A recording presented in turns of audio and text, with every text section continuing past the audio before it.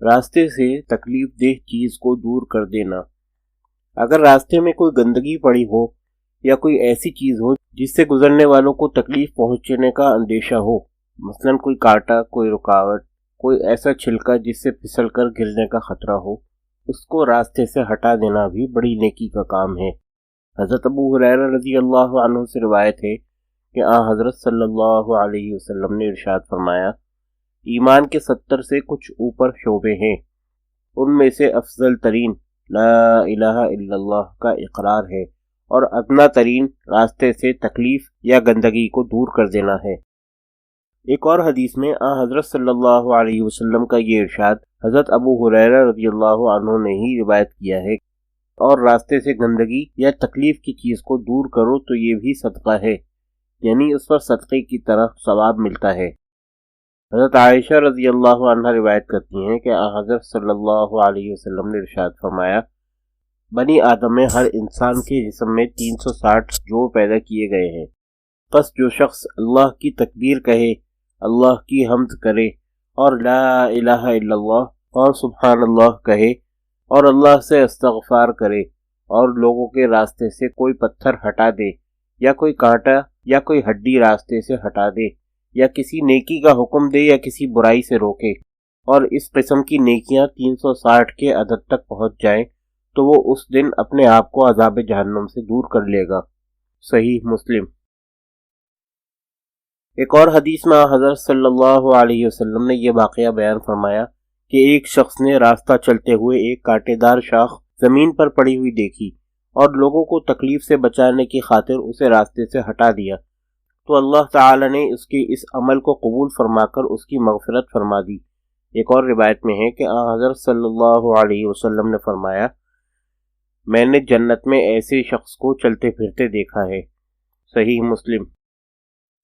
ان احادیث سے واضح ہے کہ گزرگاہوں کو صاف ستھرا رکھنے اور لوگوں کو تکلیف سے بچانے کی اسلام میں کتنی اہمیت ہے کہ ایک کانٹے دار شاخ کو راستے سے ہٹا دینے پر جو ایک چھوٹا سا عمل نظر آتا ہے، اتنے اجر و ثواب کا وعدہ کیا گیا ہے، اور جب تکلیف دہ چیز کو ہٹانے کی اس قدر ترغیب دی گئی ہے تو راستے کو گندگی سے آلودہ کرنا جس سے گزرنے والوں کو تکلیف ہو کتنا بڑا گناہ ہوگا، اس کا اندازہ کیا جا سکتا ہے۔ گزرنے والوں کے لیے تکلیف کا سامان پیدا کرنے میں یہ بات بھی داخل ہے کہ اپنی سواری، کار، موٹر سائیکل وغیرہ کو ایسی جگہ کھڑا کر دیا جائے جس سے دوسری سواریوں کا راستہ بند ہو جائے یا ان کو چلنے میں دشواری کا سامنا ہو، یا اس طرح بے قاعدہ گاڑی چلائی جائے جس سے دوسروں کو کسی بھی اعتبار سے تکلیف ہو۔ یہ ساری باتیں گناہ ہیں، ان سے پرہیز کرنا اتنا ہی ضروری ہے جتنا کسی دوسرے گناہ کبیرہ سے۔ اس طرح ٹریفک کے جو قواعد مقرر کیے گئے ہیں ان کا مقصد گزرگاہوں میں نظم و ضبط پیدا کرنا ہے، اور ان کی پابندی صرف قانون کا تقاضا ہی نہیں، ایک دینی فریضہ بھی ہے۔ اگر ان کی پابندی اس نیت سے کی جائے کہ اس سے معاشرے میں نظم و ضبط پیدا ہوگا، لوگوں کو راحت ملے گی اور ان کو تکلیف سے بچانے کی ممکنہ کوشش ہو سکے گی، تو ان سب اعمال پر انشاءاللہ اجر و ثواب ملے گا۔ اور اگر ان قواعد کی خلاف ورزی کی جائے تو اس سے دوہرا گناہ ہوگا، ایک لوگوں کو تکلیف پہنچانے کا اور دوسرے نظم و ضبط میں خلل ڈالنے اور ذمہ داروں کے احکام کی خلاف ورزی کرنے کا۔ افسوس ہے کہ آج کل ان باتوں کو گناہ ہی نہیں سمجھا جاتا، اور اچھے خاصے بظاہر دیندار اور پڑھے لکھے لوگ بھی اس قسم کے گناہوں میں بے محابہ مبتلا رہتے ہیں۔ اللہ تعالی ہم سب کو دین کی صحیح سمجھ اور اس پر عمل کی توفیق عطا فرمائے۔ جھگڑے سے پرہیز۔ لڑائی جھگڑا اللہ تعالی کو سخت ناپسند ہے۔ قرآن کریم میں جھگڑالو آدمی کی بہت مذمت کی گئی ہے۔ اس کے برخلاف حلم، بردباری اور جھگڑے سے پرہیز کو اللہ تعالی پسند فرماتے ہیں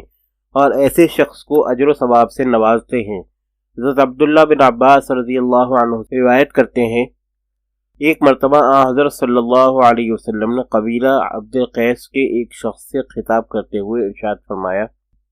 تمہارے اندر 2 خصلتیں ایسی ہیں جن کو اللہ تعالی پسند فرماتے ہیں، بردباری اور تمکنت۔ صحیح مسلم۔ چنانچہ اگر کوئی شخص حق پر ہونے کے باوجود محض رفع شر اور لڑائی جھگڑے سے بچنے کی خاطر اپنا حق چھوڑ دے یا صلح کر لے اس کو حضرت صلی اللہ علیہ وسلم نے بہت عظیم بشارت دی ہے۔ حضرت ابو امامہ رضی اللہ عنہ روایت کرتے ہیں کہ حضرت صلی اللہ علیہ وسلم نے ارشاد فرمایا، میں اس شخص کو جنت کے کناروں پر گھر دلوانے کی ضمانت دیتا ہوں جو جھگڑا چھوڑ دے، خواہ وہ حق پر ہو۔ جس شخص کو جنت میں پہنچانے بلکہ جنت میں گھر دلوانے کی ضمانت حضرت صلی اللہ علیہ وسلم نے لے لی ہو، اس کی خوش نصیبی کا کیا ٹھکانہ ہے۔ اللہ تعالیٰ یہ دولت تمام مسلمانوں کو عطا